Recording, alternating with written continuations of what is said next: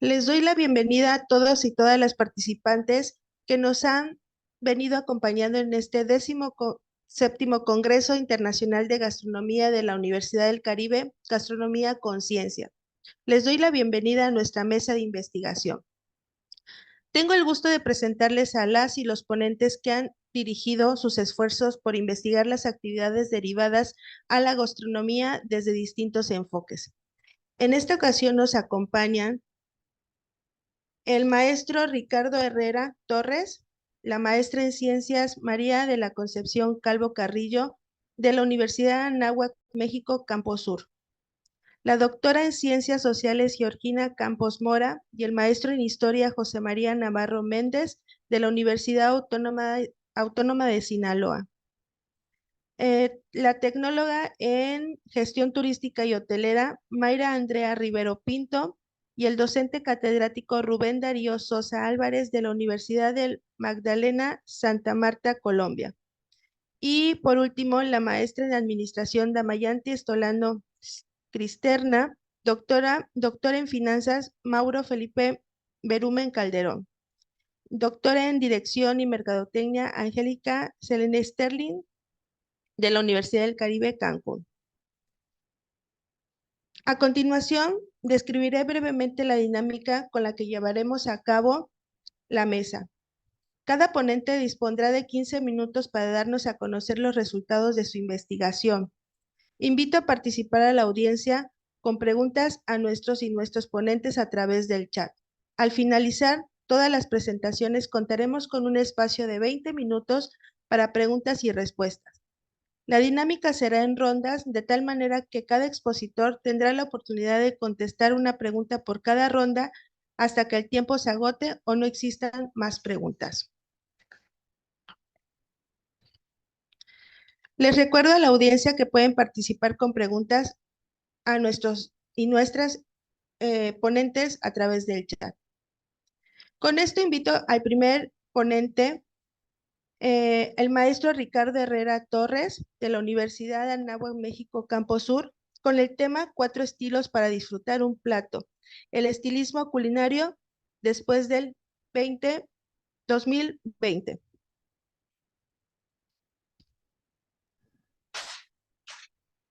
Muchas gracias. Un saludo para todos. Y pues esta presentación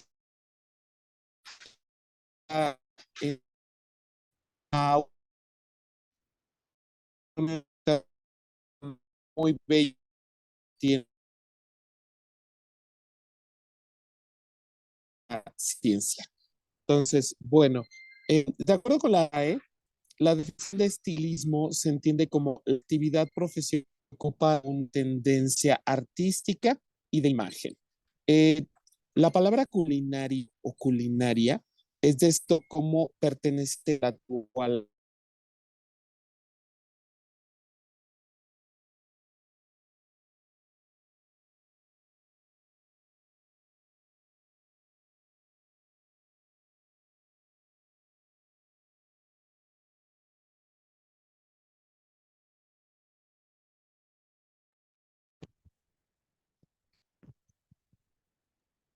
Disculpe, maestro, no se escucha.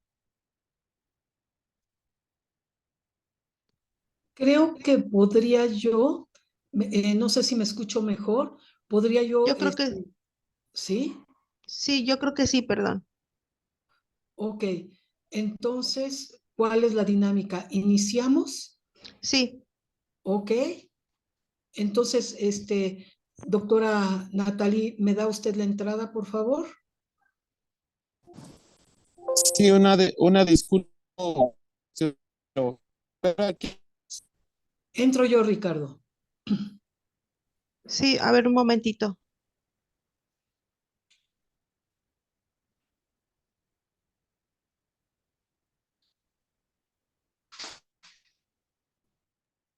Ok, inicio. Con esto invito al primer ponente, la maestra en Ciencias María de la Concepción Calvo Carrillo, de la Universidad de Anáhuac, México, Campo Sur, 4 estilos para disfrutar un plato, el estilismo culinario después del 2020. Muchísimas gracias. Un cordial saludo. De acuerdo con la RAE, la definición de estilismo se entiende como la actividad profesional que se ocupa de una tendencia artística y de la imagen. La palabra culinaria o culinario es descrito como perteneciente o relativo a la cocina. Por lo tanto, en el ambiente gastronómico, el estilismo culinario es esta actividad profesional de tendencias artísticas y estéticas con relación a la producción de platillos. Para esta investigación, los alumnos del taller de estilismo culinario realizaron 4 platillos basados en 4 estilos estéticos: gourmet, bistro, casero y callejero.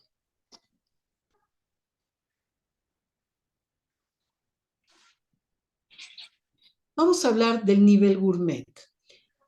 Perdón.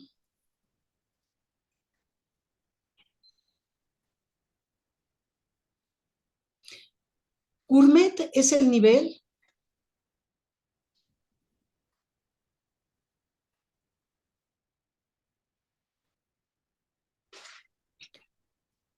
Cuando hablamos nosotros de gourmet, nos estamos refiriendo al nivel más alto de estilo. Se define como aficionado a comer bien, pero ¿qué es comer bien visualmente hablando? Abarca elegancia, atemporalidad, reglas de colores neutros y brinda más la tendencia de la nouvelle cuisine y la gastronomía molecular. Es sorprender a través de la cocina molecular, sorprender a nuestro comensal. Es algo novedoso, diferente.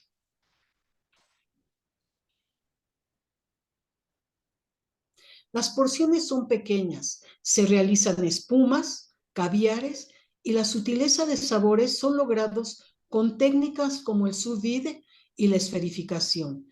Ustedes recordarán que todas estas técnicas fueron las grandes innovadoras por Ferran Adrià, donde se empiezan a utilizar una serie de aditivos para lograr estos elementos que van a provocar esa reacción de sorpresa al comensal. Es por ello que para lograr estas estructuras vamos a requerir esos aditivos típicos ya ahorita de la cocina de vanguardia. Después del 2020, con el cierre de restaurantes, la atención a estos elementos se convirtió en prioridad en la elección de platillos.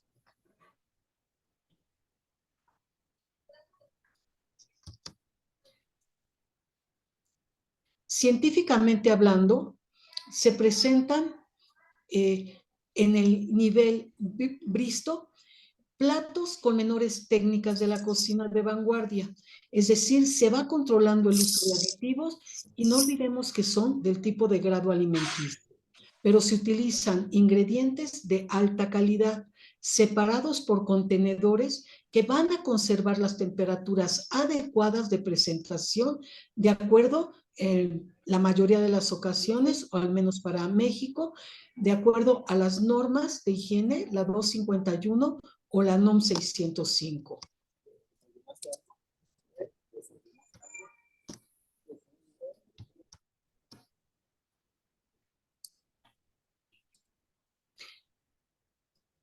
En el otro caso, tenemos nosotros el nivel casero, que es el más convencional para todos nosotros, ¿sí? ¿Qué podríamos platicar del nivel casero? Donde normalmente entra el conocimiento de la ama de casa o de la persona que se encarga de preparar la alimentación, ¿sí? Se utilizan técnicas más sencillas, el hervido, el estofado, el salteado. Y a través de una diversidad de reacciones químicas, vamos nosotros obteniendo tonos marrones y terracota, ¿sí? Característicos de esto. Pero no nada más son los colores. Tenemos aunado una serie de aromas que van abriendo el apetito. Se nos va haciendo agua a la boca y es aquí donde consciente o inconscientemente todas estas técnicas culinarias nos van ayudando a través de reacciones químicas, a generar ese contexto que va a ir combinado con matices de salsas rojas, de vegetales verdes, creando un gran arco iris de colores, pero sin olvidar lo nutrimental vinculado con vitaminas, con proteínas, ¿sí? Todos estos aspectos que dan esa fuerza y esa vitalidad al organismo. Y platillos que forman parte de nuestra tradición y que se han utilizado para alimentar a la familia. Creo que estos platos son conocidos por todos nosotros. Normalmente nosotros vamos acercando, ¿sí?, hacia nuestra familia el primer plato, que puede ser una sopa, ¿sí? Y luego podemos acercar una ensalada, podemos acercar el plato fuerte, podemos terminar con un postre, lo combinamos con agua. Este concepto de comer en familia se volvió más recurrente después del 2020. Todas las restricciones que tuvimos nos ayudaron a, en esas familias, concentrarnos más, tener mayor cercanía, compartir esos momentos de alimentación, disfrutar esos platillos y no nada más eso, platicar, convivir, compartir anécdotas, seguir haciendo historia. Obviamente, la situación que nos llevó nos limitó para poder viajar. Entonces, el plato se presentaba de cierta manera, evocaba historia, evocaba conceptos, vivencias propios de cada quien, y entonces esto vuelve a tomar un importante papel como un escaparate culinario.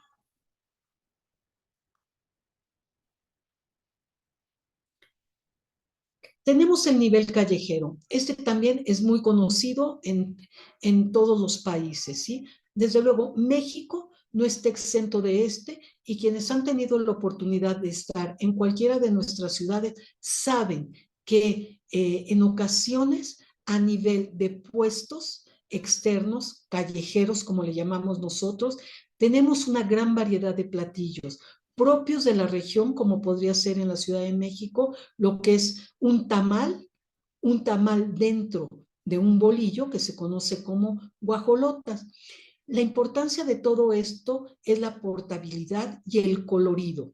Son atractivos, nos resuelven algunos problemas en ocasiones, ya que no podemos desayunar, no podemos comer en casa, y estas alternativas son relativamente económicas y las tenemos a la mano. Son bombas de sabor, ¿sí? Los emplatados son diferentes, las formas como nos los presentan realmente son atractivas y nos llena lo que es la vista, los colores y obviamente el olfato, ¿sí? Y el punto importante, podemos nosotros controlar esa necesidad de comer algo. El emplatado va siendo diferente, ¿sí? Anteriormente eran platos que se podían limpiar con gran facilidad, no tanto que combinaran, que coordinaran, simplemente era el vehículo para poder tener un algo para poder consumir. ¿Qué sucede después de la pandemia? Pues empezamos a tener mucho cuidado con la transmisión de bacterias, de virus, sobre todo ante esa incógnita del coronavirus, que no sabíamos si se depositaban en alimentos crudos, si lograban sobrevivir el calentado, el recalentado, etcétera. Y es en la Ciudad de México donde se empiezan a utilizar platos desechables o contenedores desechables, donde se coloca el producto, ¿sí? Y lo podemos comer ahí mismo en el puesto o lo podemos transportar. La experiencia es agradable y se fueron solucionando algunos problemas que se iban presentando. En la actualidad se siguen utilizando esos platos de plástico, ¿sí? Pero ahora, bueno, desde hace varios años, que se colocan dentro de una bolsa de plástico, un poquito para poner una barrera hacia la contaminación del producto y para el vendedor simplificar la manera de poder limpiar. Bien, si vamos nosotros contrastando lo que estamos platicando, pues obviamente cada nivel va siendo de gran importancia, ¿sí? A final de cuentas, ¿sí? Cualquiera de las áreas que nosotros vayamos viendo, obviamente tiene los puntos críticos y fueron solucionando o nos ayudaron a ir complementando lo que nosotros íbamos viviendo, ¿sí? Importantísimo, importantísimo. En nuestra cocina los colores, las combinaciones siempre nos han atraído, siempre se han estructurado de tal manera que cuántas veces no tenemos como que la tentación de meter la mano en el plato del compañero. Por lo tanto, nosotros podríamos concluir que cada forma de presentar la comida, ¿sí? Cada forma de abordarla va a darnos diferentes niveles de experiencia, de convivencia, de conocimiento, todas importantes, todas, ¿sí? Van llevando una infraestructura, una estructura, un mensaje y van solucionando diferentes situaciones de vida que nos llevan a esa convivencia, a ese disfrute, a esa adaptación maravillosa que tenemos ante circunstancias que nos llegan a poner en la línea, ¿sí? De la alimentación, de la salud, del disfrute. Muchísimas gracias.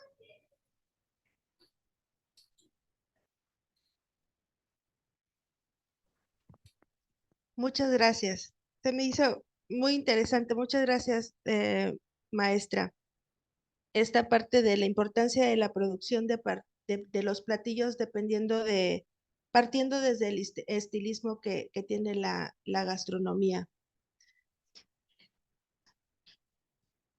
Bueno, con esto invito al segundo tema con la doctora en Ciencias Sociales Georgina Campos Mora y al maestro en Historia José María Navarro Méndez de la Universidad Autónoma de Sinaloa con el tema de reflexiones históricas de la gastronomía michoacana.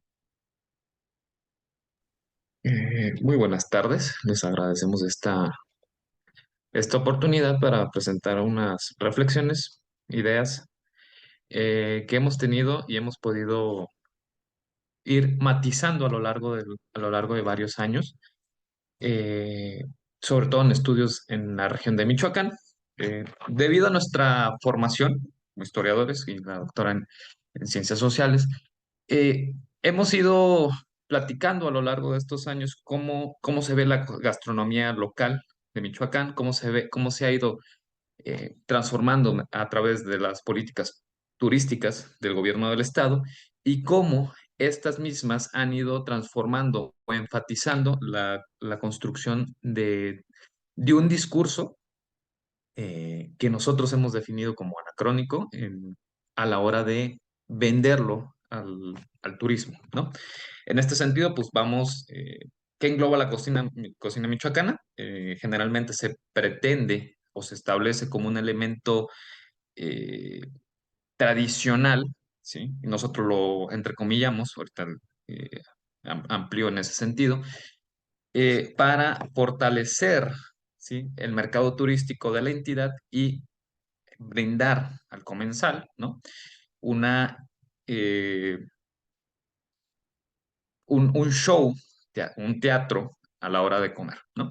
En este sentido, hay que entender que la cocina, nosotros la establecemos o la vemos como elementos de poder, ¿no?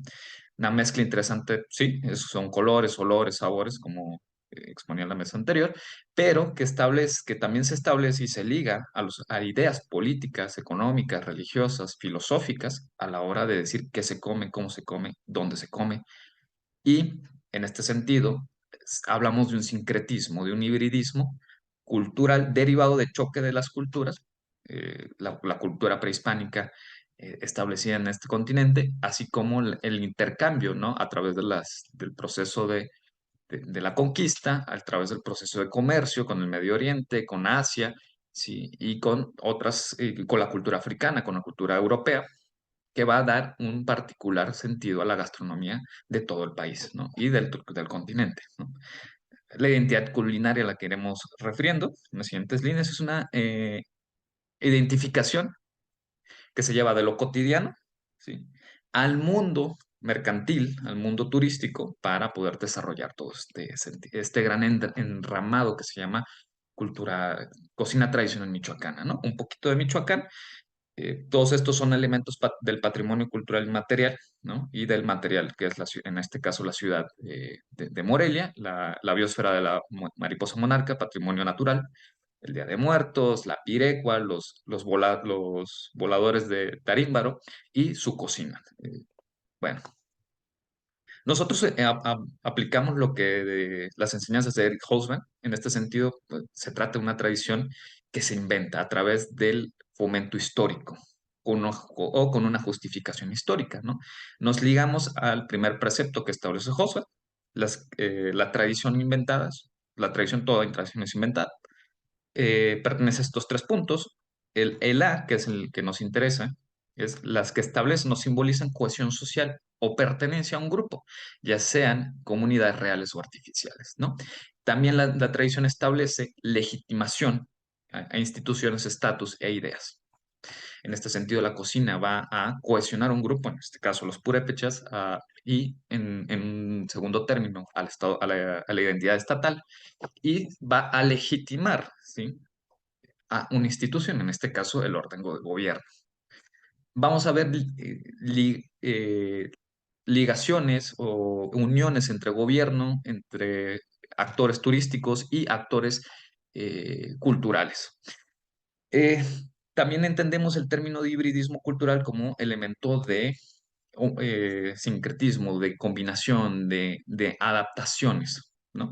Ninguna cultura es netamente pura, todos son no son originarias, son heterogéneas, son híbridas a través de Said y Peter Burke, quienes establecen estas ideas de hibridismo cultural, ¿no?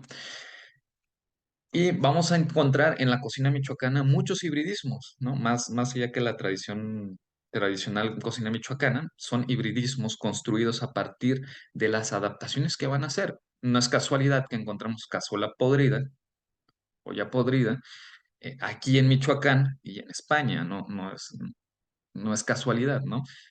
Hay un hibridismo de todas estas técnicas culinarias, los embutidos, los frijoles, las legumbres, etcétera, que van a construir platillos significativos. También otro caso de hibridismo cultural que hemos revisado a través de los archivos eclesiásticos de Michoacán, 1780, 1783, cuando se da la gran sequía en la región, la gran crisis agrícola de la región. El obispo manda a circular un acta nutricional, digámoslo, en ese momento, en que se combine arroz con frijoles y se tiene el obispo Fray Antonio de San Miguel.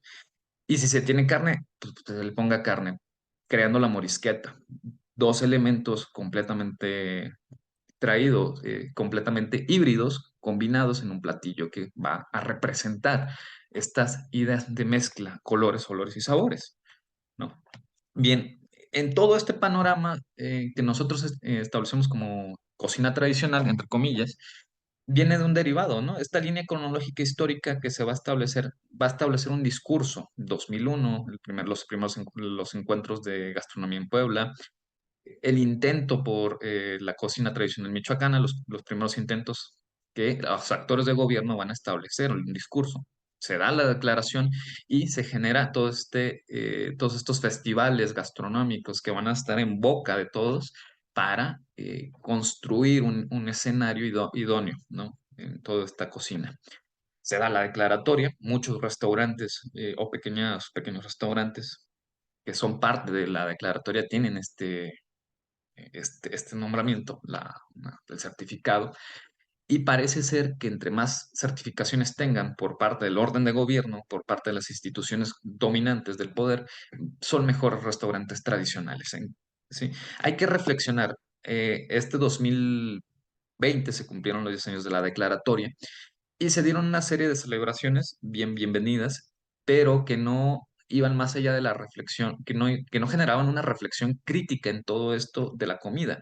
Encontramos muchas afirmaciones a lo largo de estos años sobre que que las tortillas que ellas comen son las mismas que las antiguas antiguas, el pan del, del indígena, el pan tradicional de la cultura purépecha, de la cultura mesoamericana, que son anacronismos o son falsas verdades que construyen un discurso para vender, ¿no? No podemos hablar de la tortilla hoy en día, lo dice varios autores, Héctor Pérez, entre ellos del Colegio de Jalisco, que no constituyen lo mismo, y es remotamente diferente hablar de la tortilla de hoy a hablar de la tortilla de hace 1000 años, hace 500 años, hace 300, no es cerca, no se acerca ni siquiera a la representación. En este sentido de la construcción de la tradición, vamos a encontrar que toman una justificación histórica a partir de la relación de Michoacán y establecen ese vínculo mileniarista para vender la idea interpretativa de la comida, ¿no? Es que nuestros antepasados comían de esta manera, hacían el tamal de esta forma, cuando todos estos elementos gastronómicos van a entrar a partir del proceso de conquista. La aparición de la gallina de Castilla, la aparición del puerco de engorda, van a ser elementos que se introducen a la cultura y que se adaptan a las formas de cocinar y que a través del poder del Estado, de la corona española, a través del poder de las órdenes religiosas y de la misma Iglesia Católica, se va a establecer ciertos parámetros para comer y dejar de comer otras cosas. Sí. Encontramos en la relación de Michoacán algunas secciones que interesan a la hora de explicar todos estos fenómenos de la cultura, cómo comían, cómo vestían y cómo preparaban, ¿no? Encontramos que el fuego para ellos es importante, ¿no? Es un elemento religioso, es un elemento fundamental para el dios Curicaberri y que se tienen que estar alimentando el fuego. Para los banquetes, por ejemplo, dice Fray Jerónimo de Alcalá, el relator de la relación, que habían los diputados o los encargados de los productos, ¿no? El diputado o el encargado del pez blanco, del chile, dice el ají en ese momento, eh, los diputados de la- del maíz, de las calabazas, etcétera, y van a establecer esos vínculos, eh, van a establecer esa fina línea entre el anacronismo histórico, justificado esta tradición a través de esto, con el hibridismo, ¿no? Y muchas veces al momento de entrevistar a las cocineras hoy en día, dan afirmaciones que tocan en un sentido histórico, rampan en las falsas verdades y afirman cosas que no tienen nada que ver con los elementos históricos concretos de esa época. Los platillos, muchos de ellos, las tradicionales carnitas de Michoacán. La introducción del puerco fue vital para crear el platillo, ¿no? La utilización de la morisqueta, arroz con frijoles, la introducción del cultivo de arroz fue vital para producir este platillo. Y así nos vamos hilando varios elementos que se establecen con el poder, ¿sí? Eh, en esta relación de elementos históricos están las cocinas tradicionales que son las beneficiadas y habría que repensar todo esto también sobre la posibilidad de alcanzar un estatus de maestra cocinera para salir de la pobreza. Muchas lo han logrado y muchos. También hay maestros cocineros. Eh, pero habría que ver qué tan beneficioso ha sido para la comunidad y para el estatus de la comunidad, ¿no? Juana Bravo es un elemento fundamental para toda esta cocina. Sin embargo, ¿realmente ha sido beneficiada la comunidad o solo ella, ¿no?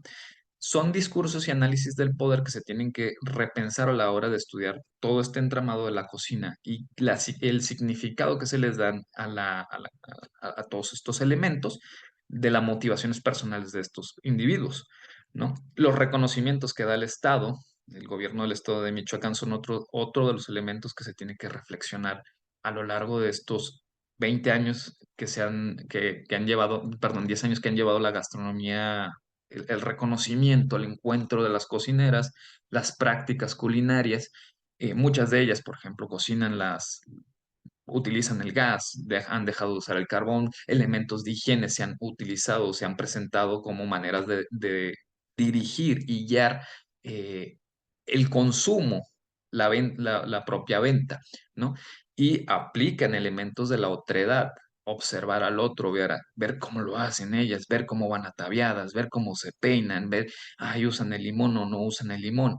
Todos estos elementos se vinculan en la mercantilización de estas ideas gastronómicas que son empleadas por el orden del poder. En la imagen tenemos a Silvano Aureoles, una imagen contemplativa que muestra qué come el gobernador y qué es lo que se debe comer en ese momento. El gobernador oriundo de la Tierra Caliente come, por ejemplo, en este platillo, un plato típico de esa región, ¿sí? El aporreado o aporreadillo. Y establece esa propia imagen la línea de comida que se va a priorizar en su gobierno, la comida calenteña, y van a dirigir los esfuerzos hacia las regiones de Tierra Caliente, lo que es Apaxingán, lo que es Huetamo, lo que es San Lucas, Carácuaro, Nocupétaro. Y vemos esa relación poder-comida a través de los individuos que ostentan el poder, ¿no? Eh, Todos estos elementos constituyen que las amas de casa se hagan empresarias, intenten ser empresarias, intenten ser emprendedoras a través de la cocina, a través del mileniarismo que ellas mismas predican o que les han enseñado a predicar. ¿Sí? Si nosotros encontramos y revisamos los expedientes del patrimonio, encontramos y entrevistamos a todos estos actores políticos y a las mismas cocineras, nos damos cuenta del discurso mecanizado que les han implantado, ¿no? Genoveo Figueroa nos descubrió, nos encontró, la señora Gloria López Morales nos guió, ¿sí? Y encontramos todos estos elementos discursivos que a la hora de establecer la dinámica de la declaratoria, encuentran en ellos la justificación. El hombre blanco descubrió todo esto. No, no es cierto, todo esto ya existía y todos estos elementos culturales que prevalecen en su idiosincrasia, ¿sí? Ya estaban, ya se daban y se podían fomentar. ¿Sí? En este sentido, por eso es importante entender lo que dice Hobsbawm, lo que dice Peter Burke, la tradición, la invención de la tradición, el hibridismo cultural, porque pues, nada de esto es salido de la nada. Todo esto tiene una finalidad y es vender, que no está mal tampoco, ¿sí? Sino que se teatraliza y se exageran todos los elementos para poder vender. Y hay que criticar y hay que criticar, no ser criticones en todo esto. ¿Sí? La teatralización es buena, sí, siempre y cuando entendamos que todos estos elementos son híbridos, son construcciones traídas por los choques de las culturas, las orientales, las africanas, las tradiciones católicas, las tradiciones prehispánicas, que van a generar una cocina mestiza, una cocina híbrida que va a deleitar, claro que sí, a los comensales. ¿Sí? Y en este sentido también está la idea de vender. Pátzcuaro hace su corona de 85 kilos, entonces pues, no está mal ni un punto ni otro, sino que hay que ver las formas y los elementos que están vendiendo para poder entender y repensar la cocina, la propia cocina michoacana y la cocina mexicana también. Es, ya con esto para cerrar, eh, eh, digo, para cerrar y con estas ideas de la mercantilización tenemos, y es una idea de la combinación cultural, ¿no? La torta de gelatina. ¿Sí? Varios elementos europeos en un plato de barro tradicional de la región de Pátzcuaro, etcétera. O sea, son elementos culturales que van generando nuevas ideas y nuevos aportes a los sabores. E inténtenlo en casa, ¿no? De verdad que es rica. El- Uno pensaría que no, pero es rico el platillo. Hay que intentar y hay que innovar a través de una crítica de los alimentos, una crítica de las fuentes históricas, una crítica de los procesos históricos que se van a dar del señor Israel, de todos estos platos. Pensamos la cocina como elemento de poder, pensamos la cocina como elemento de creación y de adaptación, ¿sí? Hay que hacer un esfuerzo más amplio y menos angiográfico o paternalista en torno a qué se está haciendo, en torno a la historia de la cocina, qué se está diciendo en los eventos públicos, ¿no?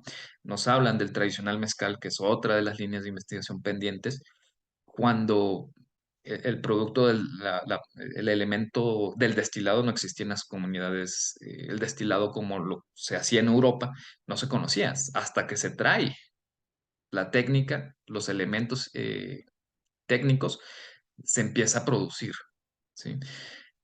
Todos estos elementos hay que repensar en la cocina, en la historia de la cocina, para poder dar una nueva mirada historiográfica, una nueva mirada al discurso histórico sobre la cocina y ampliar las miras de los estudios. No nada más quedarnos en la repetición y en los elementos angiográficos, celebrativos. Hay que criticar y evidenciar los anacronismos, los problemas, las enunciaciones de las comidas, de dónde viene, hacia dónde va, ¿no? Hablamos que la cocina mexicana es el frijol, el chile y el maíz, ¿sí? Dejamos de lado los elementos que se introdujeron desde Europa para poder ampliar y diversificar todos esos elementos, ¿no? El tamal de puerco, los guisos derivados del pollo, la gallina de Castilla, etcétera. La intención es brindar una nueva resignificación de los elementos históricos y pensar críticamente nuevas interrogantes para una nueva historiografía, ¿no? En este sentido planteamos todos estos elementos. Quizás es un barrido muy general, pero hasta aquí lo dejaremos nuestra presentación un poco de la bibliografía. Muchísimas gracias por su tiempo y atención. Muchas gracias, maestro, por estas reflexiones de la transformación de la gastronomía mexicana. Les recuerdo a la audiencia poder participar con las preguntas para que al final de las ponencias podamos tener esa sesión de preguntas y respuestas. Muchas gracias. Invito al tercer exponente, a a la tecnóloga en gestión turística María Andrea Rivero y al docente catedrático Rubén Darío Sosa de la Universidad de Magdalena, Santa Marta, Colombia, con el tema de turismo gastronómico como herramienta para la transformación de las tradiciones y patrimonios culinarios en Santa Marta, Colombia. Muchas gracias.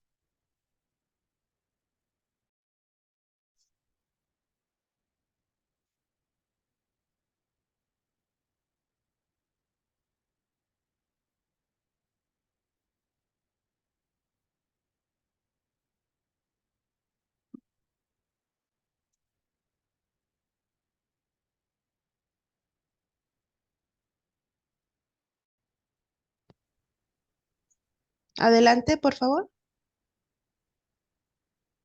Hola a todos y nuevamente agradecemos el espacio y la oportunidad. No sé si pueden ver la diapositiva. ¿Me pueden confirmar, por favor? Sí se ve.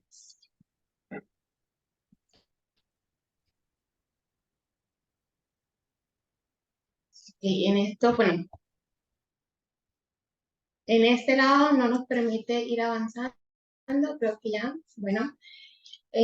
Inicio compartiendo con ustedes el logo del grupo de investigación de la Universidad de Magdalena, denominado Turcodes. Asimismo, detalles geográficos de la ciudad. En la parte superior tenemos Santa Marta y en el punto rojo donde se encuentra ubicado la Universidad de Magdalena. En la parte inferior derecha tenemos Colombia y en la parte inferior izquierda tenemos la ciudad de Santa Marta. Para introducir me gustaría definir lo que es turismo gastronómico. Para el autor Montesino, Él define el turismo gastronómico como aquella actividad que realiza una persona en sus viajes o estancias y que se fundamenta principalmente en poder conocer el patrimonio cultural, gastronómico, material e inmaterial de dicho destino. Esto con el fin de degustar, disfrutar de los servicios y por supuesto generar una experiencia gastronómica. Por lo cual la gastronomía se constituye como ese reflejo de la cultura y del patrimonio de cada territorio.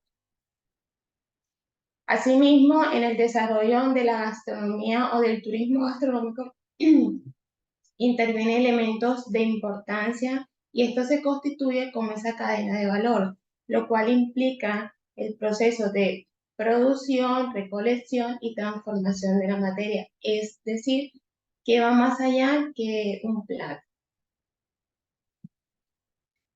Asimismo, se puede decir que la gastronomía o el turismo gastronómico se constituye como ese elemento o esa herramienta que permite salvaguardar esos legados, esas tradiciones, ese patrimonio que por lo general se transmite de generación en generación de manera oral. La gastronomía se constituye como esa herramienta que permite salvaguardar este patrimonio en cuanto a lo culinario de cada territorio. Bueno, en cuanto a la metodología que se utilizó en esta investigación, fue una metodología mixta. Consistió inicialmente en una revisión de literatura en la base de datos, principalmente en la base de datos Scopus. Asimismo, se tomó un grupo focal de expertos en gastronomía de la ciudad de Santa Marta. Se les aplicó un cuestionario a través de una entrevista con el fin de poder analizar, obtener un contexto amplio de cómo estaba el turismo gastronómico en la ciudad de Santa Marta. Esto con el fin de poder dar respuesta a ese gran interrogante que nos planteamos, el cual consiste en saber de qué manera el turismo gastronómico puede ser utilizado como herramienta para la conservación de las tradiciones y patrimonio culinario en la ciudad de Santa Marta.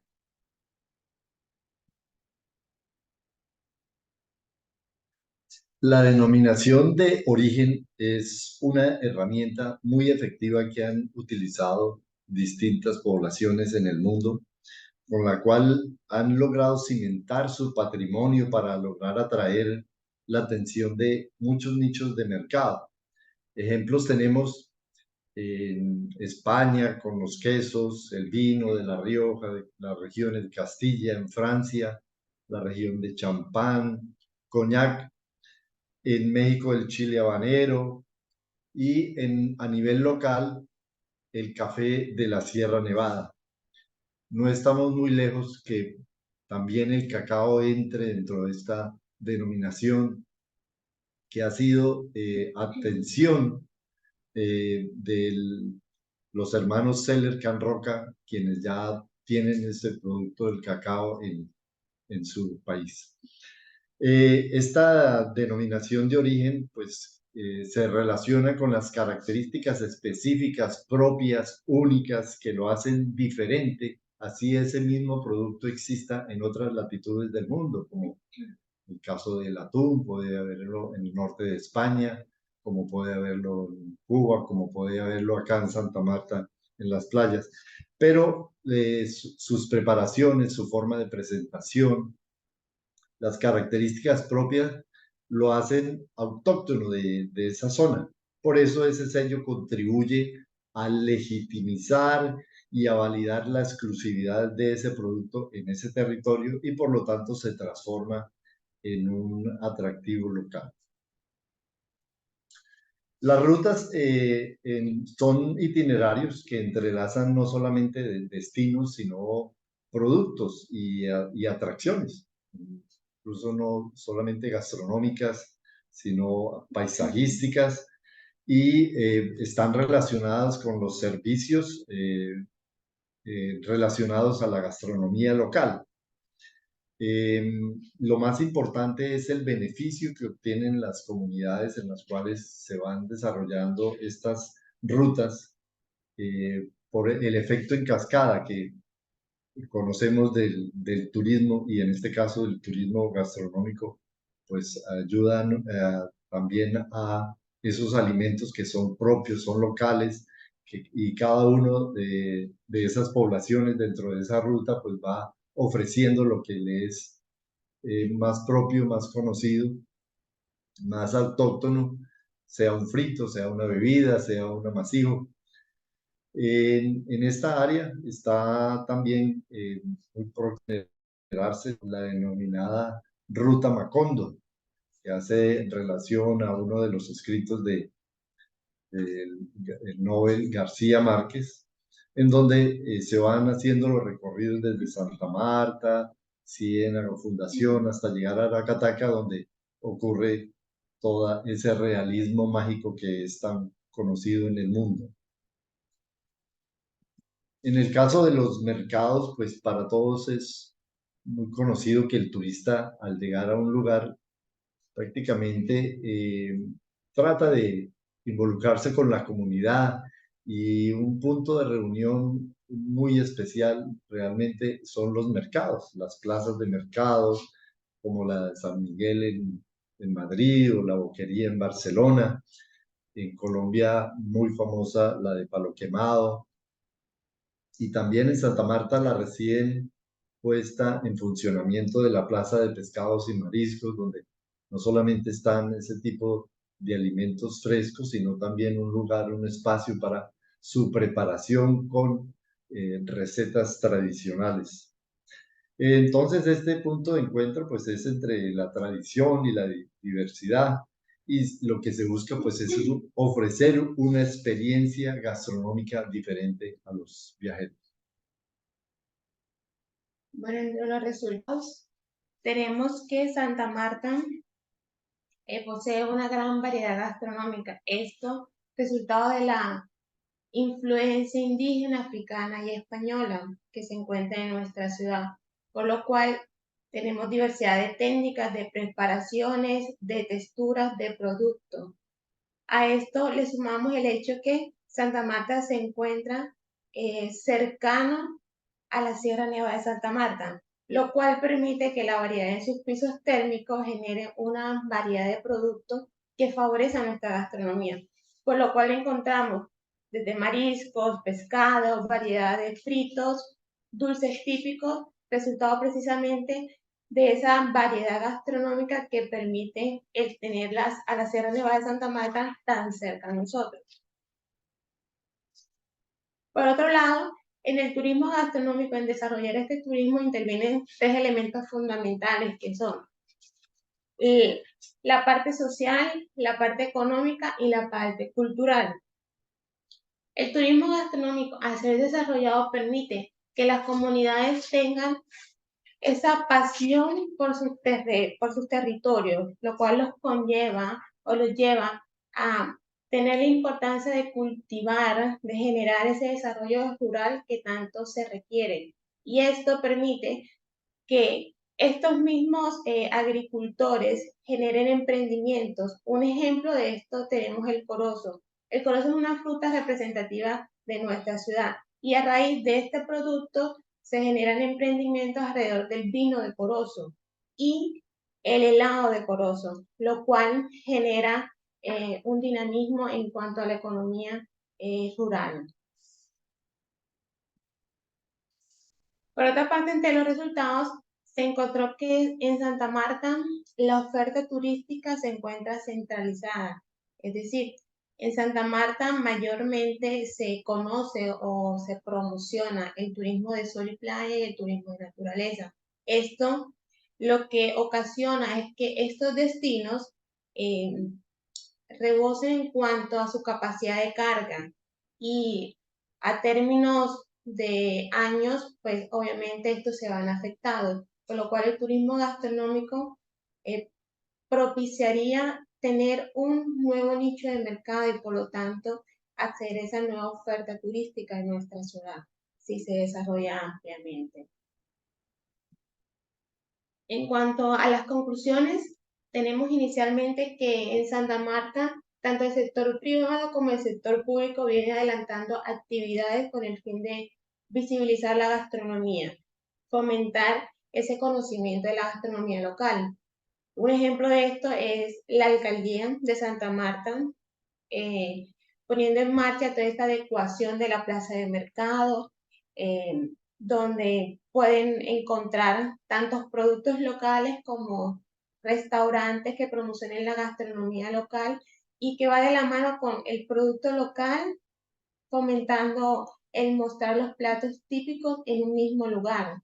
Asimismo, la Universidad de Magdalena con su programa o su asignatura de alimentos y bebidas y el laboratorio de gastronomía, lo cual permite que desde la escuela se fomente el conocimiento de las tradiciones, del patrimonio, de los platos típicos y que ya salgan capacitados y preparados para poder fomentar y dar visibilidad a esa gastronomía. Asimismo, como ya les mencioné anteriormente, el turismo gastronómico diversifica la oferta, lo cual permite que muchas comunidades que no son visitadas ampliamente puedan tener ese espacio en cuanto a la oferta turística de la ciudad y así darse a conocer las tradiciones, los platos, los cultivos, los productos que son propios de esas comunidades y sobre todo permitirle a los agricultores y a los locales dar a conocerle al turista de primera mano esa información. Y por último, se puede concluir que hay aspectos a mejorar en cuanto al desarrollo del turismo gastronómico en la ciudad de Santa Marta, principalmente en tres. Uno, la estructura o mejorar la estructura de establecimiento donde se desarrolla actividad relacionada a la gastronomía, tecnificación de los procesos y la homogenización de los platos típicos. Esto con el fin de poder brindar el desarrollo del turismo gastronómico de la manera adecuada y de calidad. Por último, mostramos parte de la bibliografía y muchas gracias.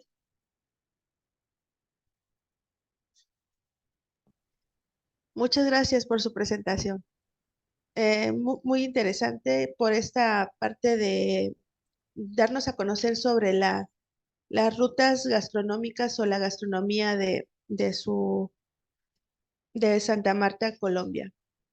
Bueno, les recuerdo a la audiencia que al finalizar las ponencias ustedes pueden tener unas preguntas, pueden dar preguntas a los ponentes y por favor poner el nombre del ponente para que sea más fácil poder tener esa dinámica. Y ya por último, presentamos a al cuarto tema con la maestra Damayanti Estolano con la evaluación del sistema de medición del desempeño de una franquicia en restaurantes temáticos, caso de estudio Hard Rock Café, México.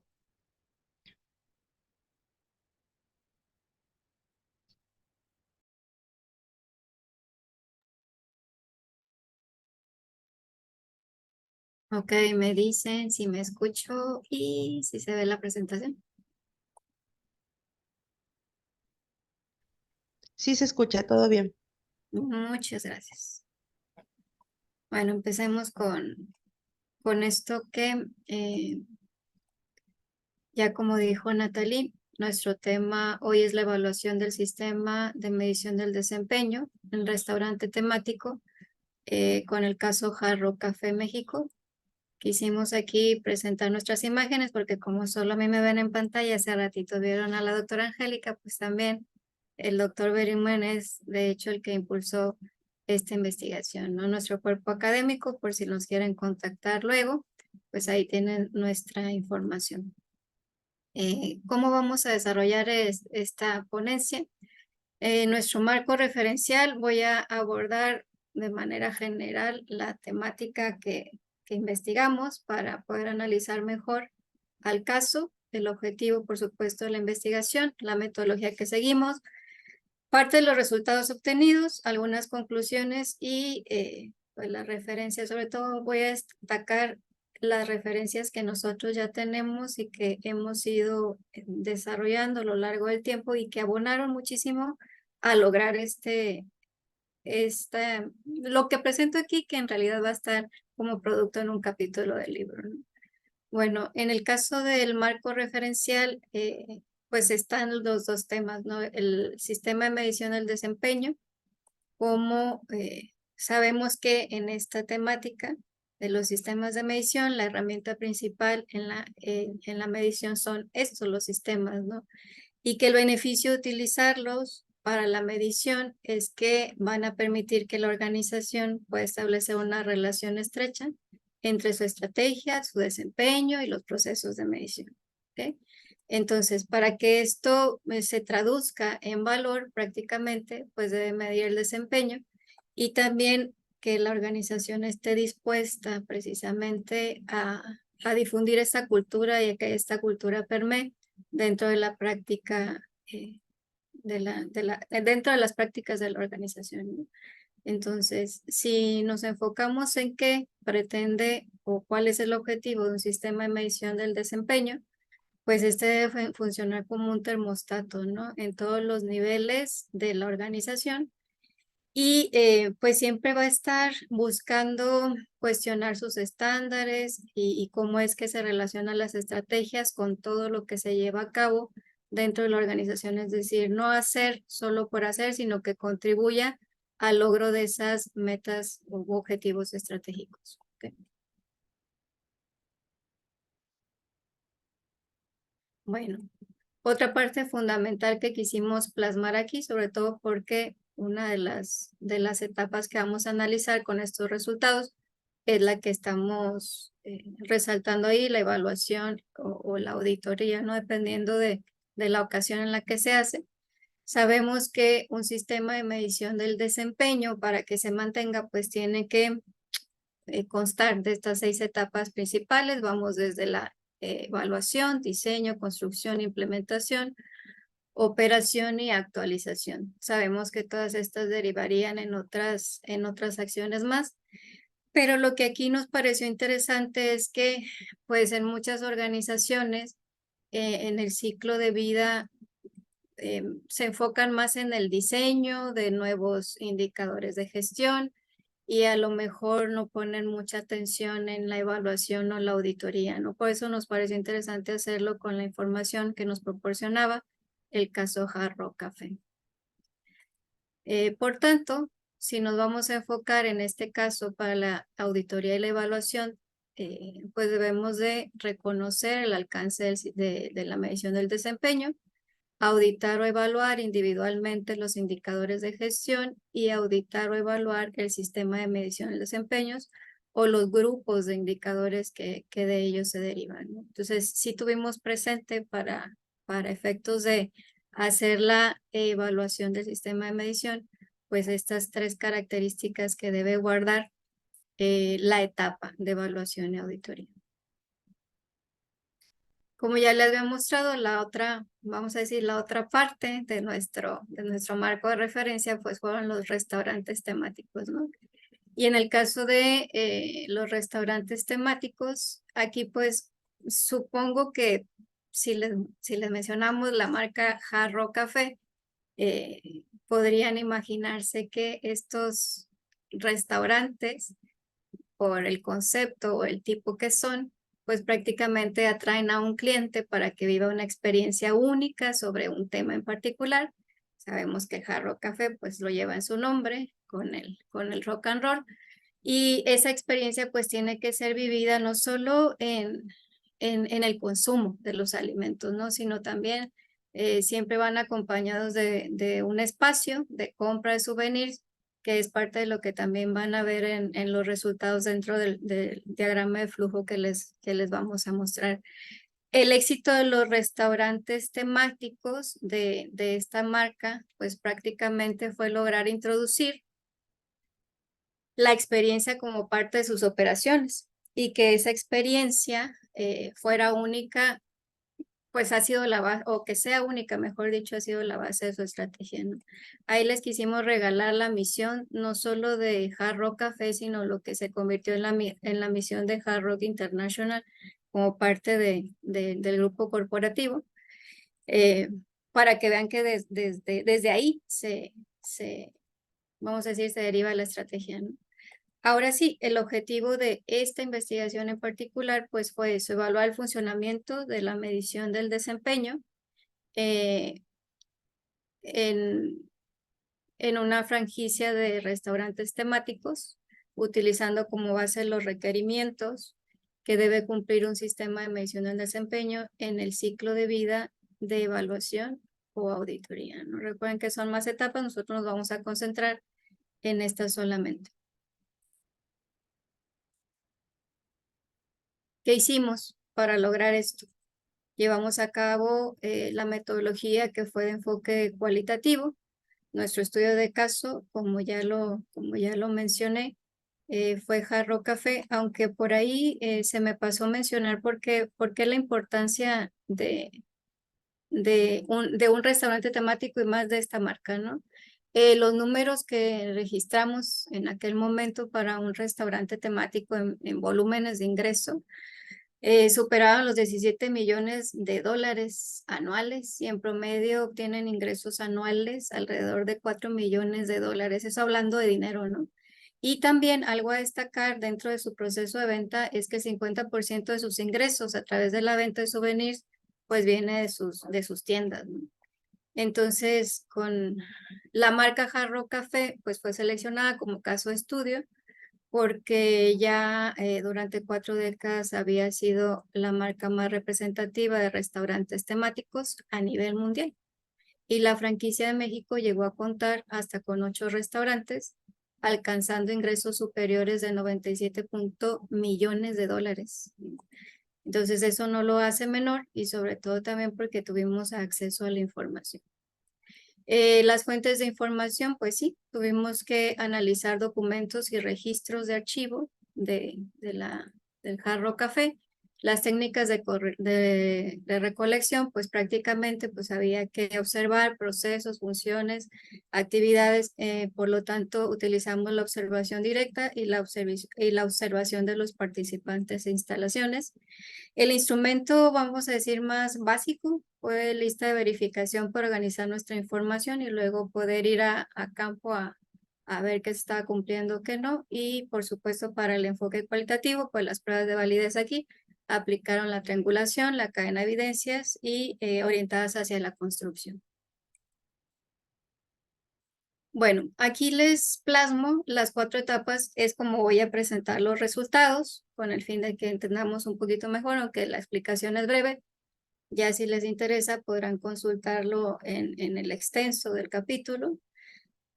Primero se hizo una codificación de las actividades del proceso de venta.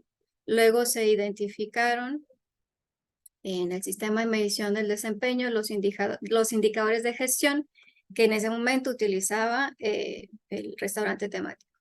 Posteriormente se evaluó de manera individual cada indicador de gestión y por último se hace una evaluación del sistema de medición del desempeño respecto a ciertos requerimientos que debe cumplir, ¿no? No los inventamos nosotros, finalmente son requerimientos que salen de toda la bibliografía consultada y pues ahí se plasmó lo que Hard Rock Café cumple o no cumple, ¿no? El diagrama de flujo, que lo veremos a continuación, les muestra de manera organizada flechas y las figuras que corresponden con los colores también, identificando de manera codificada todas estas actividades que se llevan a cabo desde que el cliente ingresa al sistema, llámese servicio, ¿no? Desde que entra al restaurante hasta que el cliente sale, ¿no? Considerando también que algunos de ellos pues pasan por la tienda de souvenirs a hacer una transacción. Eso fue la etapa de codificación. ¿Okay? En el caso de la etapa de identificación, que es la segunda etapa de identificación del sistema de medición y de los indicadores de gestión, esta lista nos ayudó a a describir o a enunciar, mejor dicho, y clasificar los 28 indicadores de gestión que aplican para este restaurante temático. 9 de ellos son indicadores de desempeño. Uno es indicador clave de resultados, 5 son indicadores de resultados y 13 son indicadores claves de desempeño, ¿no? Un poquito más adelante veremos que prácticamente en el caso del restaurante, pues solo se concentraba en indicadores de desempeño e indicadores de resultados. Ya lo señalaré más adelante. En esta tercera etapa de la evaluación individual de los indicadores de gestión, fueron 27 los requisitos que se evaluaron. No sé si se alcanza a apreciar por ahí, sí, yo creo que sí se alcanza a apreciar en la pantalla, que van desde cómo propician la retroalimentación asertiva, cómo relacionan la estrategia para la toma de decisiones, cómo permiten ver el pasado para prevenir el futuro. Todos estos tipos de características o de atributos que debían tener estos indicadores de gestión se fue observando en cada uno de los 28. Todos esos 27 requisitos que reunimos en esta lista, ¿no? Las tablas ya en el capítulo en extenso pues podrán ver que lo que se cumple se palomeó y lo que no se cumplía pues se dejaba con una rayita. Y prácticamente si tuviéramos aquí las 4 tablas que hicimos para alimentos, para bebidas, para indicadores de gestión generales, que se llaman así, y de tienda, porque fueron 4 los grupos que los tienen aquí. En el caso de alimentos ya les había dicho que habían sido 8, en el caso de bebidas 10 y así sucesivamente. Pues prácticamente de los requisitos, de los 27 requisitos que se reunieron, pues los cumplidos por todos, por grupo, oscilaron entre 8 y 10, por ejemplo, ¿no? En el caso de los indicadores de alimentos, pues prácticamente los requisitos que cumplieron todos esos indicadores de gestión fueron 8. El máximo de cumplimiento en requisitos fueron 24, pero el mínimo fueron 10. Estos 8 serían los coincidentes en todos, ¿no? Y así lo hicimos en cada uno de los 4 grupos que se analizaron. Y en el caso de los requisitos que ninguno de los 4 grupos cumplió, pues son estos: el prevenir el daño, el mostrar nuevas señales y el diferenciar las relaciones internas y externas. Si tengo que hacer así como un resumen de por qué estos resultaban así, pues prácticamente porque se llevaba un registro tardío de los indicadores de gestión y por tanto para prevenir el daño pues parecía que esos 15 días que se registraron después o se analizaban después, pues ya qué prevención se podía hacer, ¿no? Y en el caso de mostrar nuevas señales, pues tenía que ver con lo mismo, con la tardanza. Y el diferenciar las relaciones internas y externas, vamos a ver también en los resultados que prácticamente pues solo utilizaban un solo reporte, no era diferenciado entre la función que ejercían las partes interesadas y por lo tanto pues no había discriminación de información cuando tendría que haber existido discriminación de información, ¿no? Entonces, en esencia, sobre la medición del desempeño, pues sí existían medidas para realizar la medición, pero no tenían relación con el proceso de ventas, no estaban delimitadas las responsabilidades del dueño del indicador, ni la de sus usuarios, por lo tanto eso pues generalmente genera confusión. Se presentaban mediciones solo por medir, pero no porque tuviera una relación con la estrategia. Y los resultados de la medición no servían como señal de alerta o de peligro porque se hacía una difusión tardía de esa información, ¿no? Aquí les plasmamos algunas de los resultados que identificamos sobre los indicadores de gestión. Por el tiempo que me queda, pues prácticamente esta deficiencia en el registro pues no les permitían tener un gráfico de tendencia, no tenía una hoja de registro. Había confusión entre el personal que tenía que utilizarlo, no había un sentido para su uso y demás, ¿no? Y por último, esta es la 4ª etapa que les mencioné en la metodología, pues la evaluación del sistema de medición del desempeño en Hard Rock Café. Prácticamente de los 28 requisitos que tenían ahí, 11 sí los cumplieron. Ya podrán verlos también con mayor detalle en el extenso, pero no diría yo que bueno y malo, simplemente sirvió para precisamente hacer lo que una evaluación nos invita a hacer lo que es la corrección y posteriormente monitorear. Hasta aquí voy a llegar porque creo que ya me alcanzaron los 15 minutos. Sí, sí, Natalie. Sigo pasando las diapositivas, sobre todo Sí, para 3 que minutos vean. más, si Sí. gustas. Sí.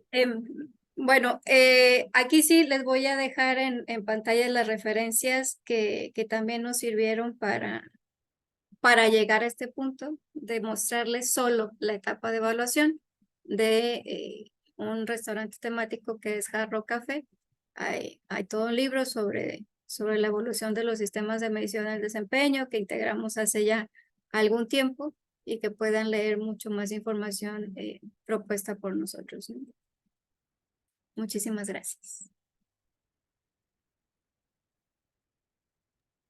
Muchas gracias, maestra Damayanti, por su exposición.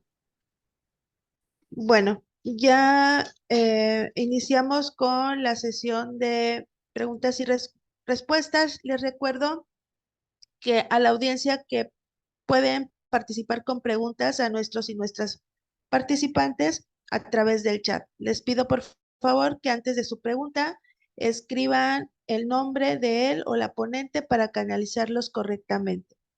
La dinámica será en rondas de tal manera que cada expositor tendrá la oportunidad de contestar una pregunta por cada ronda hasta que el tiempo se agote o no existan más preguntas. Por favor, ¿pueden prender sus cámaras los participantes? Gracias.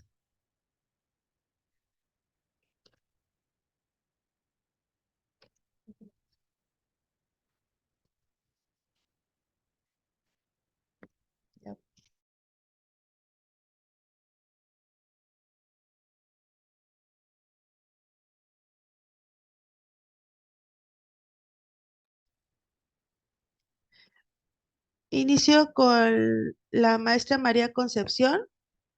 Dada la importancia de la estética en la gastronomía, ¿cree que sería beneficioso promover la información en estilismo culinario y fotografía gastronómica en instituciones educativas relacionadas con la cocina?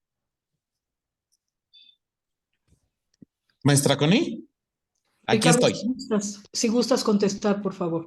Gracias. Claro que, claro que sí. Mire, ahorita no puedo activar la cámara, no sé por qué no me deja, pero le contesto su pregunta. El estilismo culinario realmente ha estado con nosotros desde la infancia. Si hay un platillo vistoso, si hay colores brillantes, si hay figuras atractivas, son una correspondencia de el fondo y la forma. Puede hacer que exista un platillo o un plato nutritivo.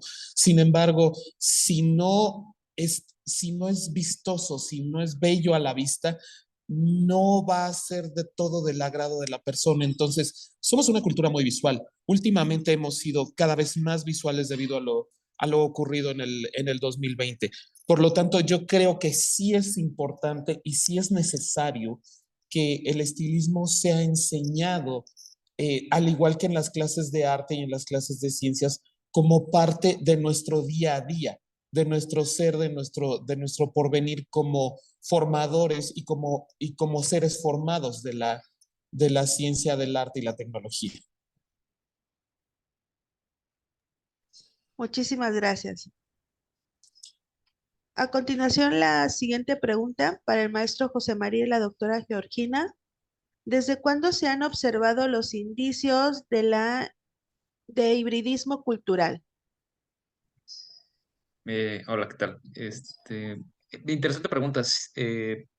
Prácticamente desde el proceso de la conquista y el establecimiento del orden virreinal en la Nueva España. Vamos a tener los primeros crónicas y relaciones que establecieron los frailes y las autoridades. Para 1539, 1541, por ejemplo, la relación de Michoacán con Fray Jerónimo de Alcalá, que va a relatar las prácticas culinarias de los purépechas y cómo contrastan con ellos, ¿no? Desde cómo comían ellos en el suelo, para el fraile era bárbaro, y cómo fueron adaptando a las costumbres que estableció la autoridad virreinal a través de los frailes, ¿no? Hay otro salto cualitativo, ¿no? 1785, bajo el obispado de Fray Antonio de San Miguel, en el hambre gorda se llama la crisis de 1785-86, y ya hay una producción activa de arroz, y hay una producción activa de otros insumos traídos de Oriente Medio, de Asia, etcétera, y establece lo que es la morisqueta, ¿no? Aquí en Michoacán se le llama así, la combinación de arroz con frijoles, y el obispo pide que se coma de esa manera porque es nutritiva, ¿no? Porque es nutritiva, y si hay una proteína, quesos, carnes secas, carnes frescas, que se le agregue. Eh, Todos estos elementos vienen a partir de los contactos con los conquistadores el esparcimiento de estos nuevos productos, ¿no? Del ganado mayor, vacas, de los porcinos, de cría, de engorda, la gallina de Castilla, por ejemplo. El pavo no era usado para los purépechas, por lo menos. No era tan usual su consumo, se utilizaba más para hacer atavíos de plumas, etcétera, ¿no? Y vamos a tener estos elementos a partir de esas fechas, de esos primeros contactos con los europeos que vienen registrando todo esto. Muchas gracias. La siguiente pregunta sería para Mayra y Rubén. ¿A qué se refieren con la tecnificación de los procesos?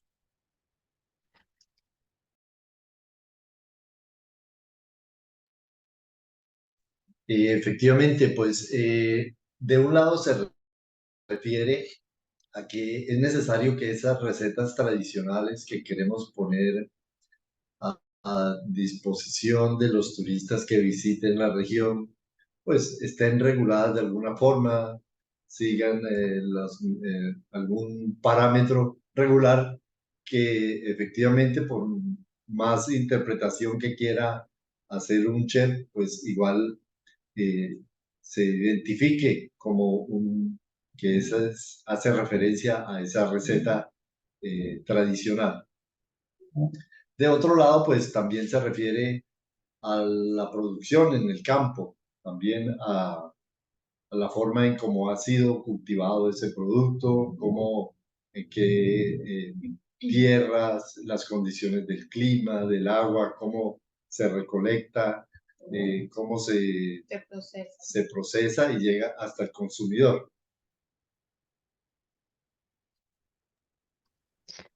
Muchas gracias, maestro. La siguiente pregunta sería para la maestra Damayanti. ¿Qué porcentajes de los clientes del Hard Rock Café son turistas y qué los llevó a escoger este tema? Cuando hicimos la indagación para la investigación, teníamos un porcentaje del 70%, ¿no?, de turistas que se reciben en este tipo de restaurantes temáticos, ¿no? Recordemos que lo que quieren estos restaurantes temáticos, sobre todo los populares a nivel internacional, es pues atraer a través de una experiencia. Y hoy para el turismo, pues ese es un factor elemental. Quiero vivir experiencias, ¿no? Entonces, no nos sorprendería pues que ese porcentaje subiera en algunos de los restaurantes temáticos que elijan ustedes, ¿no?, para analizar. Pero por lo menos el 70% de los clientes pues serían turistas, ¿no? Están diseñados para eso, para que vivan la experiencia. ¿Y qué nos llevó a elegir este tema? Pienso que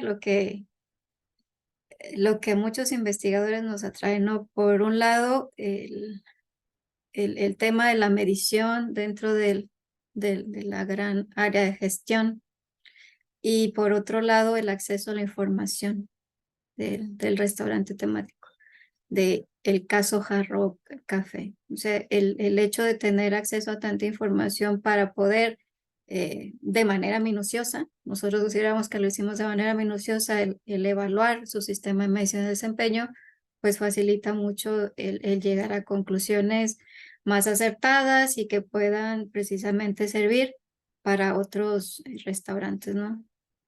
Diría yo que eso, espero que mis compañeros coincidan conmigo. Muchas gracias, maestra.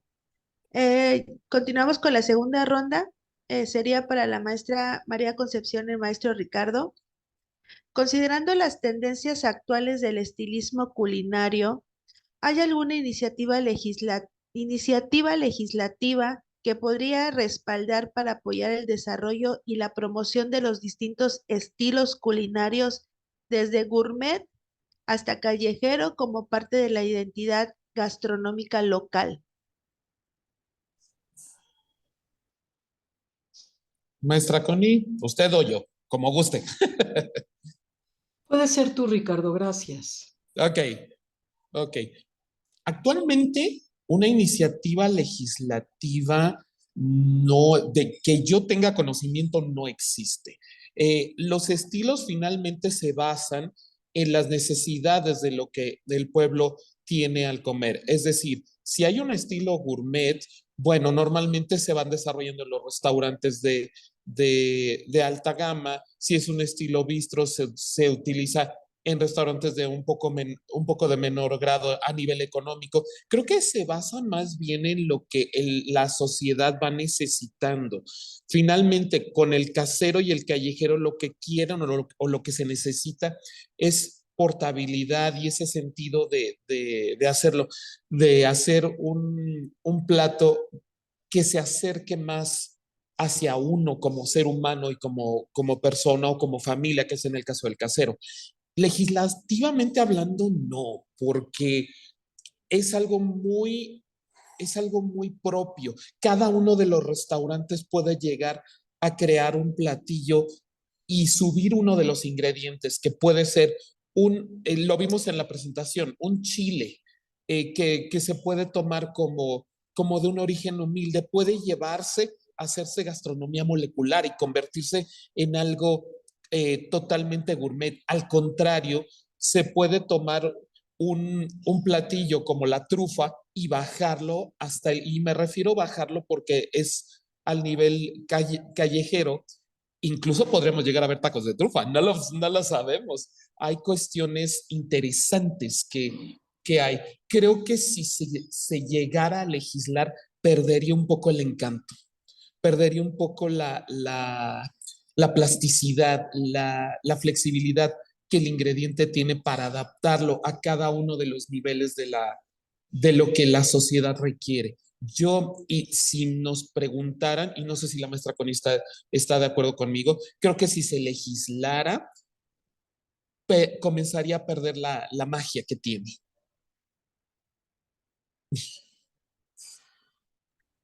Muchas gracias, maestro. La siguiente pregunta sería para el maestro José María y la doctora Georgina.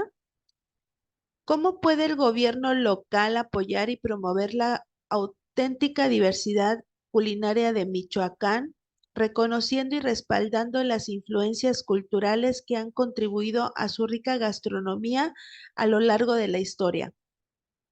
Eh, ¿Cómo puede el gobierno? Bien, el gobierno ha hecho acopio de todas estas, de todas las cocineras y cocineros, de sus prácticas y sus técnicas, eh, con un fin mercantil, ¿sí? No hay que verlo de otra manera. Es lo que se hace. Eh, lo que tenemos que tomar en cuenta no es tanto el acopio de las técnicas y el aprovechamiento de estas, o de los productos, o de los platillos en general, sino que hay que darle un giro de tuerca a esas participaciones, porque lo hemos visto en 2014, aquí en el encuentro de cocinas que hizo la Universidad Vasco de Quiroga, a través de la escuela de la UNAM, Morelia. Eh, no se piensa de manera geográfica, santa, buena, y no se cuestiona todos los mecanismos que hay detrás, ¿no? ¿Quiénes son los patrocinadores? ¿Cómo lo están haciendo? ¿Cómo lo están llevando a cabo? Sí, y pensándolo así de manera sucinta, ¿no? Si nosotros vemos el expediente de la Declaratoria Mexicana y todas las cocineras, ¿quién las lleva? ¿Las lleva el gobierno o las lleva un patrocinador? las lleva un patrocinador, en este caso Maseca. Entonces, sí está bien y está este tema de que también está, ¿sí? Que sea un patrocinador el que las lleve y no la institución de gobierno.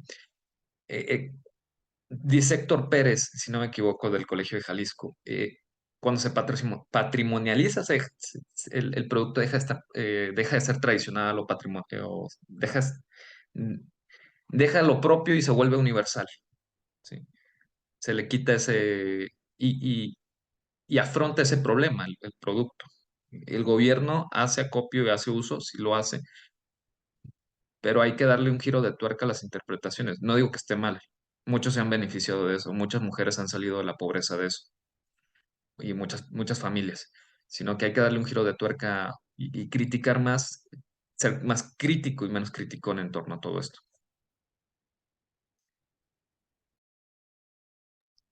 Muchísimas gracias, maestro. Sí, este tema sí se me hace como que muy complejo porque esa parte de patrimonio cultural y gastronómico sí, sí es importante para la sociedad, pero también para el gobierno.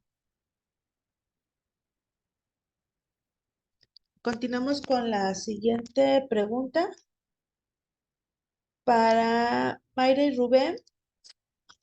Muchas gracias, doctor, maestro, perdón. Mayra y Rubén, si bien es cierto que el turismo gastronómico tiene muchas ventajas, ¿realmente representa un impacto completamente positivo?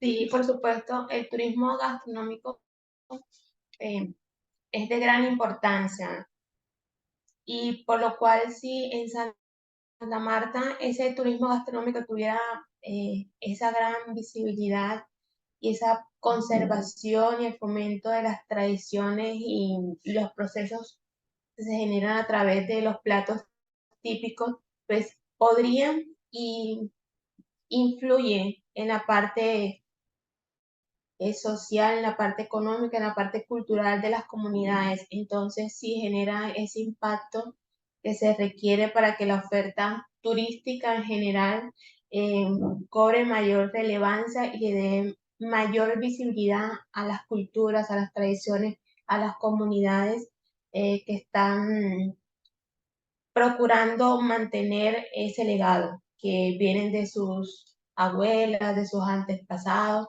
y que precisamente el desarrollarlo adecuadamente, el conservarlo, permite que haya un mayor ingreso, haya un dinamismo en cuanto a las comunidades.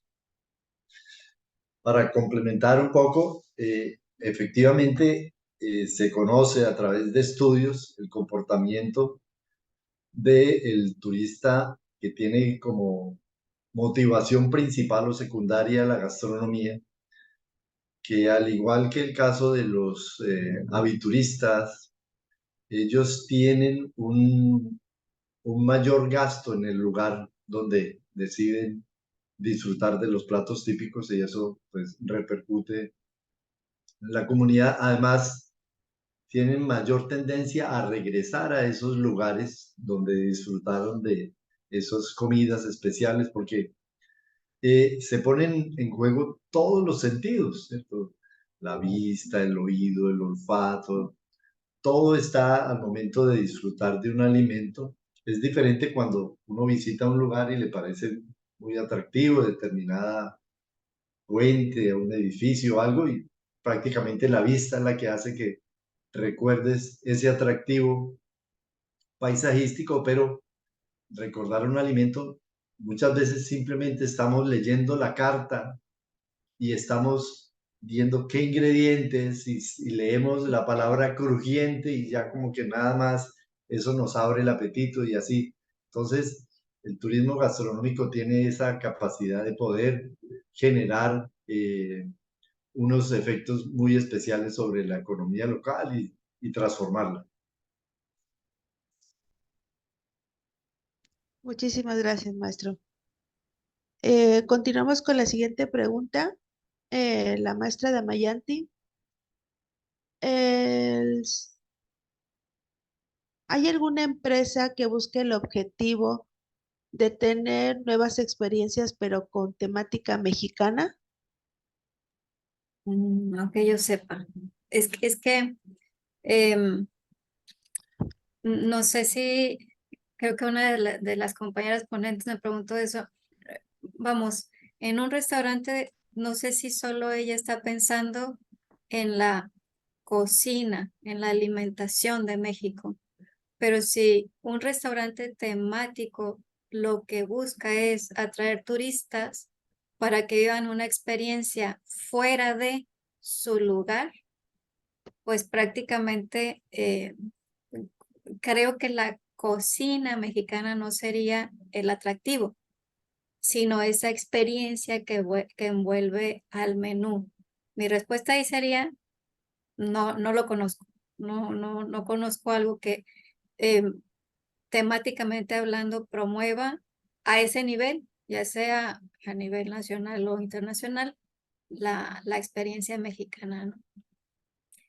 Los restaurantes temáticos están dentro de la clasificación de restaurantes casuales. Sí tenemos restaurantes casuales que promueven la gastronomía mexicana, pero no como tal, una experiencia que sea el atractivo para ese turista que venga y diga, quiero conocer algo más de México, ¿no? Ok, muchas gracias, maestra. De nada. Continuamos con la tercera ronda de preguntas y respuestas. Sería la tercera y la última. Para la maestra María Concepción y el maestro Ricardo, ¿cómo podemos llevar el sabor casero a establecimientos reconocidos a nivel mundial?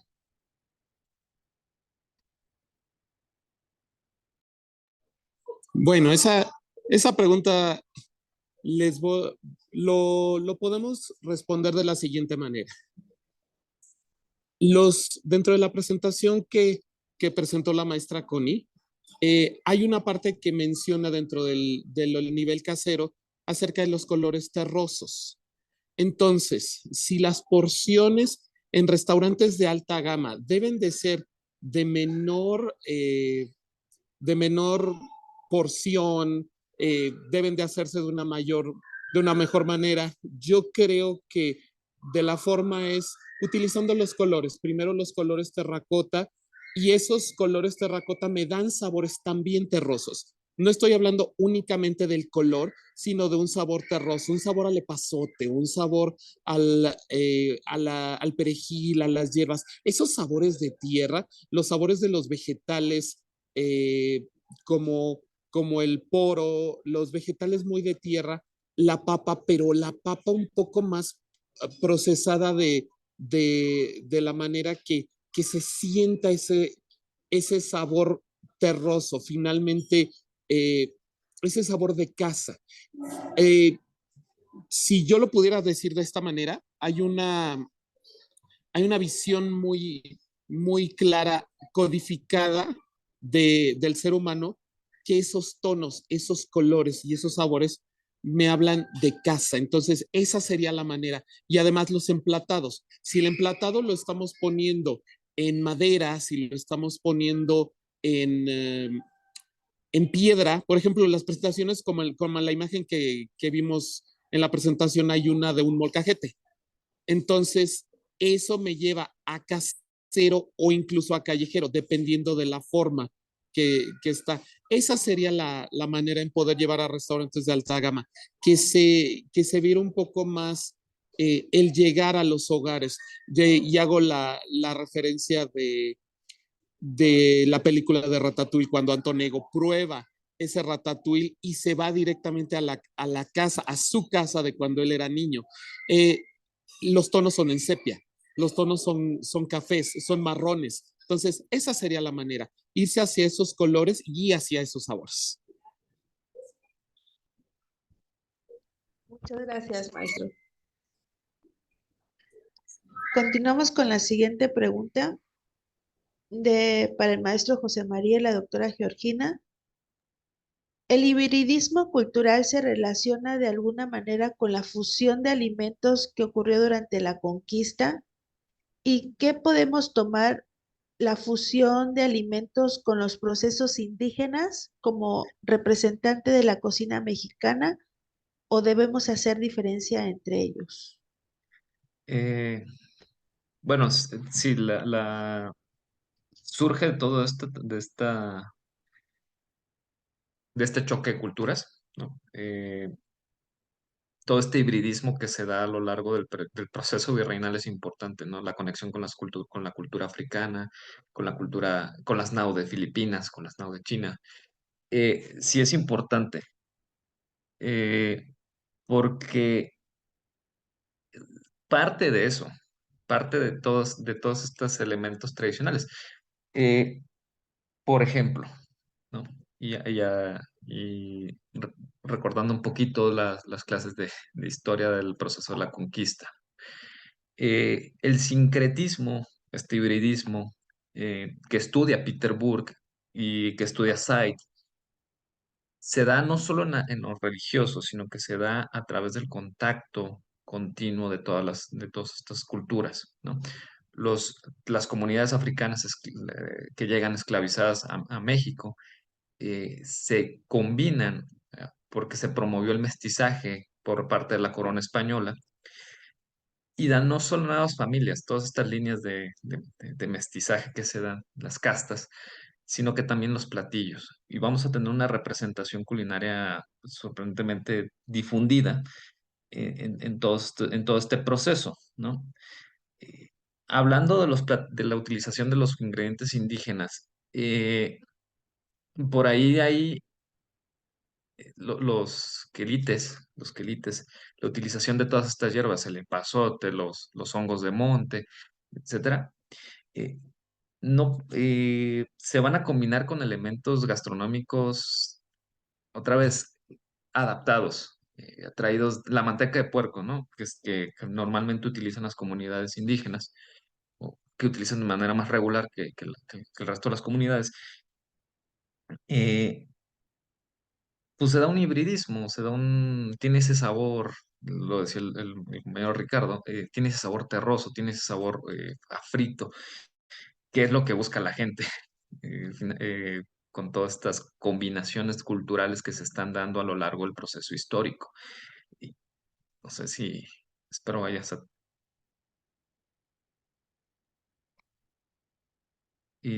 espero dejarlo ahí para que los compañeros también comenten. Muchas gracias, maestro. La siguiente pregunta será para Mayra y Rubén. ¿Cuáles son los desafíos gastronómicos que vive Santa Marta para conservar las tradiciones culinarias y qué medidas podrían tomarse para integrar la comunidad local en el desarrollo del turismo gastronómico, asegurando que se beneficien económicamente y que se conserve la autenticidad cultural? Bueno, inicialmente, eh, o sea, se ha podido identificar que primeramente que haya un apropiamiento de su gastronomía, es decir, que las comunidades sientan ese deseo, ese anhelo de poder compartir lo de ellos, lo propio, lo local, compartir con los turistas, poder dar a conocer sus tradiciones, poder dar a conocer la forma en que ellos preparan los alimentos y cuáles son los productos que utilizan en esas preparaciones. Entonces, se requiere inicialmente eso, que ellos deseen hacerlo, que sientan esas tradiciones o ese conocimiento como un legado para compartir y poder visibilizar. Un ejemplo de cómo se ha logrado, Gastón Acurio, cómo posicionó la gastronomía peruana, pero dándole valor a los productos locales, a los distintos tipos de maíz, las distintas variedades de papa. En caso colombiano, que ya está calando en todo el país, la mejor chef del año 2002 eh, también está buscando que en todo el territorio todos los chefs estén utilizando recetas con los ingredientes locales. Esa es la manera en que también logramos que no se vayan perdiendo semillas, algunos productos que por falta de demanda no se sigan cultivando.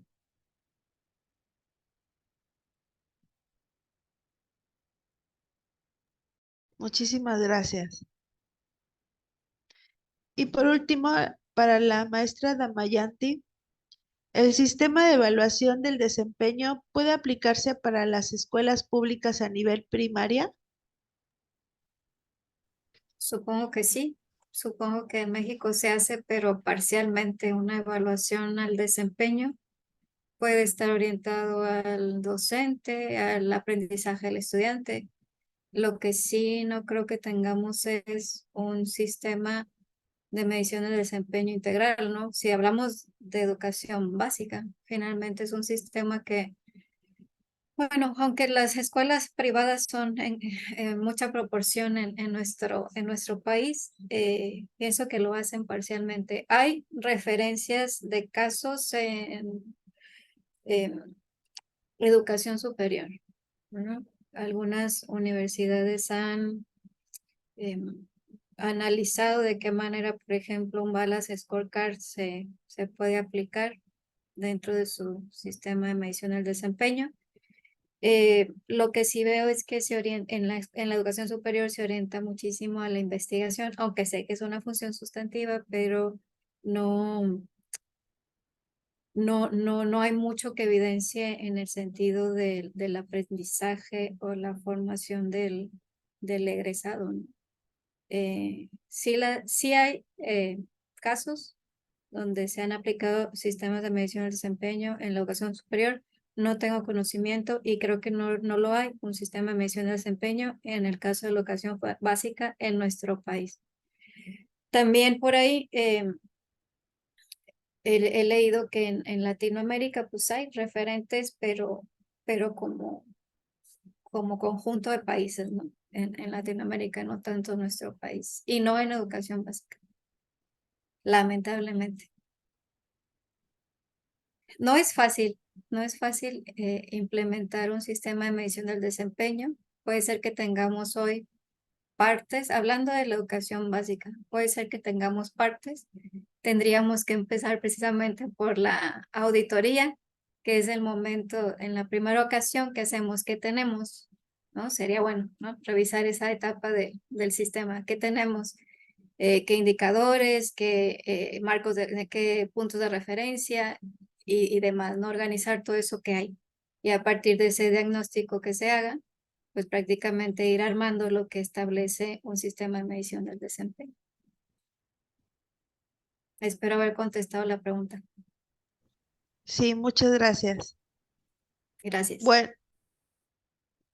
Bueno, damos cerrada la sesión de preguntas y respuestas. Y para finalizar, agradecemos a los y las ponentes que nos han mostrado los resultados de sus trabajos de investigación en esta mesa. La constancia de participación se les hará llegar de manera digital y esperemos haber despertado aún más el interés en los temas aquí tratados. La Universidad del Caribe y el comité organizador del 17º Congreso Internacional de Gastronomía agradece a todos los y las ponentes y a la audiencia su participación. Con esto damos cierre a esta mesa y les esperamos en nuestra siguiente transmisión. Muchas gracias.